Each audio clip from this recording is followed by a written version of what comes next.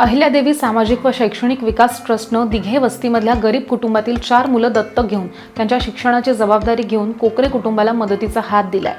सामाजिक कार्यकर्ते तुकाराम कोकरे हे दिघे वस्ती तालुका राजगड जिल्हा पुण्यातले रहिवासी आहेत आणि ते सामाजिक क्षेत्रामध्ये काम करणारे तरुण कार्यकर्ते होते।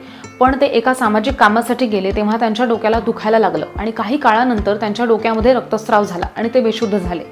त्यामुळे त्यांचं ऑपरेशन केलं। ऑपरेशनचा खर्च खूप होता, 3.5 ते 4.5 लाख रुपये इतका खर्च होता। ऑपरेशन झालं पण डॉक्टरांनी त्यांना किमान 4 ते 5 वर्ष कुठलाही कामधंदा आणि प्रवास करायचा नाही असं सांगितलं। त्यामुळे कुटुंबाचा उदरनिर्वाह करणं त्यांना अशक्य झालं। त्यांना 2 मुलं असून ते शिक्षण घेत आहेत। दवाखान्याचा खर्च आणि शैक्षणिक खर्च भागवणं मुश्किल झालं।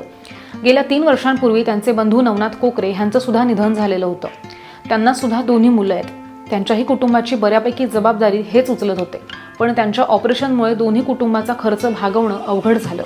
त्यामुळे अहिल्यादेवी सामाजिक आणि शैक्षणिक विकास ट्रस्टनं तुकाराम कोकरे यांची 2 मुलं आणि नवनाथ कोकरे यांचीही 2 मुलं दत्तक घेऊन त्यांना नुकताच पुण्यामधल्या त्यांच्या कुटुंबियांना 10,000चा चेक दिला आणि वह्या देऊन 4ही मुलांच्या शिक्षणाची जबाबदारी अहिल्यादेवी ट्रस्टनं घेतली आहे।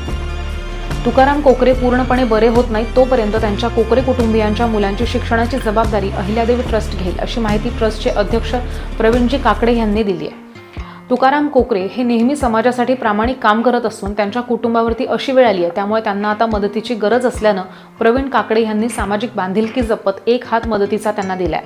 यावेळी अहिल्यादेवी सामाजिक व शैक्षणिक विकास ट्रस्टचे अध्यक्ष प्रवीणजी काकडे, प्राध्यापिका शीतल काकडे आणि कोकरे कुटुंबातील सर्व सदस्य उपस्थित होते।